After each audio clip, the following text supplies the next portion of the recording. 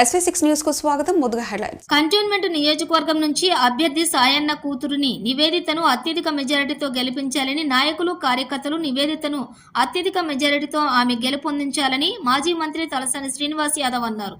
Party కార్యకర్తల విస్తృత స్థాయి సమావేశంలో ఆయన ముఖ్య అతిథిగా పాల్గొని మాట్లాడారు.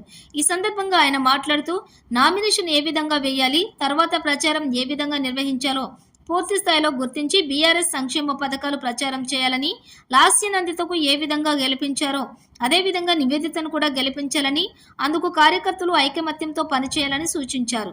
ఈ కార్యక్రమంలోని మల్కాజ్గిరి పార్లమెంట్ ఎమ్మెల్యే మర్రి రాజశేఖర్ రెడ్డి మాట్లాడుతూ నివేదిత సాయన్న కుటుంబం చేసిన సేవలను గుర్తించి ఈసారి జరగబోయే ఎన్నికల్లో మెజారిటీతో గెలిపించాలని పిలుపునిచ్చారు. వారి కుటుంబం కంటోన్మెంట్ ప్రజలకి అంకితమైందని ఆయన అన్నారు. ఈ సందర్భంగా అభ్యర్థి మాట్లాడుతూ ఆశీర్వదించి మెజారిటీతో గెలిపించాలని, సాయన్న బాటలో ఉండి పనిచేస్తానని ఆమె అన్నారు.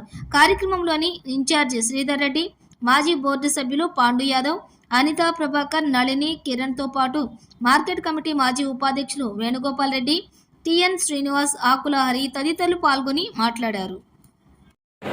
నేను బోర్డు మెంబర్లను కానీ ముందున్నటువంటి సీనియర్ నాయకులను కానీ నేను కోరేది ఏంటంటే, ఏ వ్యవస్థనైతే రాబోయే 20-25 రోజుల పాటు మనం బూత్ స్థాయిలో ఓట్లు పెట్టడానికి మనం ప్లాన్ చేసుకుంటామో, ఆ మొత్తం వ్యవస్థను ఎట్లయితే నాయకత్వం ప్లాన్ చేస్తుందో ఆ నాయకత్వం ప్లాన్ చేసినటువంటి ప్లాన్ని మీరు గ్రౌండ్లో ఇంప్లిమెంట్ చేసే విధంగా మీరు అందరూ కూడా కృషి చేయాలి. దానికి పూర్తి స్థాయిలో సహకరించాలని చెప్పేసి నేను మిమ్మల్ని కోరుతా ఉన్నాను. నామినేషన్ ఒక ఎత్తు,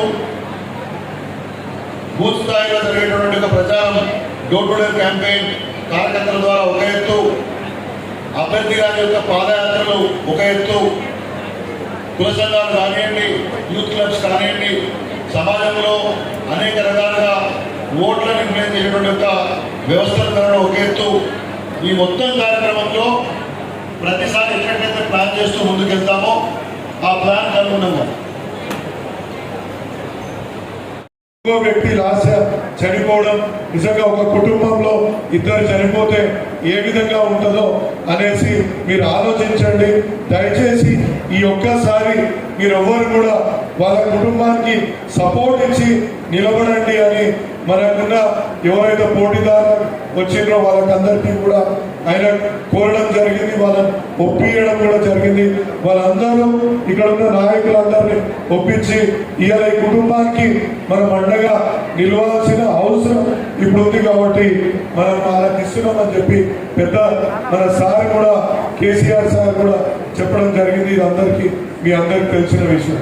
అదేవిధంగా నేను కూడా ఇక్కడ ఒకటి కోరుతున్నా, ఇక్కడ ఉన్న సీనియర్ నాయకులు, ఇక్కడ ఉన్న ఉద్యమకారులు ఎవరైతే సాయన వల్ల బెనిఫిట్ అయిన వాళ్ళు, లేకపోతే కేసీఆర్ గారు మీద అభిమానం ఉండి ఇలా కేసీఆర్ గారు ఏ విధంగా మన రాష్ట్రాన్ని తెచ్చి రాష్ట్రాన్ని ఏ విధంగా అభివృద్ధి చేసి ఆ అభివృద్ధిని చూసినాక ఎవరైతే అభిమానించే వాళ్ళందరూ ఉన్నారో వాళ్ళందరికీ ఒకటే విజ్ఞప్తి, మనం ఇంటింటికి వెళ్ళి మనకు ఏ విధంగా కేసీఆర్ గారు ఏ విధంగా అభివృద్ధి చేసిండ్రు, అదేవిధంగా సాయన్న మనతోటి ఇన్నేళ్ల నుంచి మనకు ఏ విధంగా అండదండలతోటి ఉండడం మనం అందరం వివరించాల్సిన అవసరం ఉంది.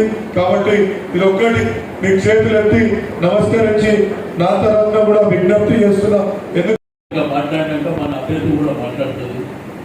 ఆమె కూడా తనకు ఉన్నటువంటి సాధక బాధకాలు, తన కుటుంబాన్ని కోల్పోయినటువంటి పరిస్థితి, తండ్రిని కోల్పోయి ఎమ్మెల్యే అయిన తర్వాత మీరు అందరూ ఆశీర్వదించినటువంటి చెల్లెని కూడా కోల్పోయి ఎంతో దుఃఖంలో ఉంది.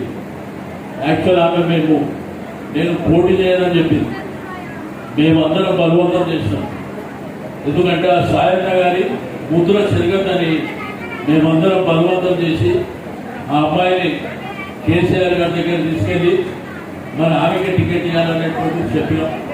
కాబట్టి మీటింగ్ అయిన తర్వాత, భోజనం అయిన తర్వాత, మీటింగ్